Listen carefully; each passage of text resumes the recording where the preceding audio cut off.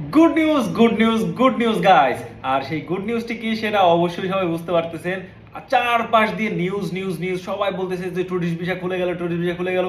হ্যাঁ, অবশেষে tourist visa খুলে গেল।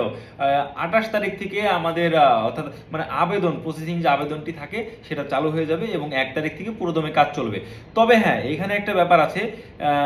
যেহেতু একটা স্লট বিজনেসের উপরে ভিসার প্রসেসিং বা ভিসার ব্যাপারগুলো চলছিল, তো সেই ক্ষেত্রে এখানে উল্লেখ করে বলে দিয়েছে সীমিত পরিসরে ট্যুরিস্ট ভিসা চালু হচ্ছে বা হলো।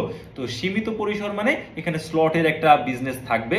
তো আপনারা সেটা দেখে নেবেন, কারণ মেডিকেল ভিসায় অনেকজন স্লট বুকিং করে টোরে নিয়ে যাওয়া আসছে। তো ট্যুরিস্ট ভিসার ক্ষেত্রেও আপনারা অবশ্যই পারবেন। তো এই ছিল নিউজ। হ্যাঁ, অবশেষে ফাইনালি ট্যুরিস্ট ভিসা খুলে গেল।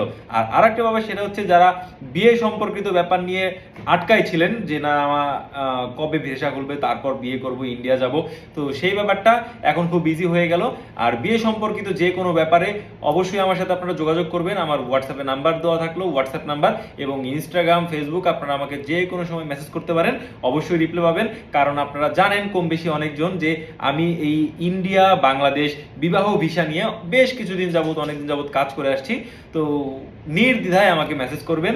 আর ফাইনাল রেজাল্ট এটাই, ভিসা খুলে গেল। তো সবার কেমন লাগছে, সবার মন্তব্য আমাকে কমেন্ট করে জানাবেন, এই প্রত্যাশায় আমি থাকলাম। তো আজকের মতো গুড নাইট গাইস, টাটা।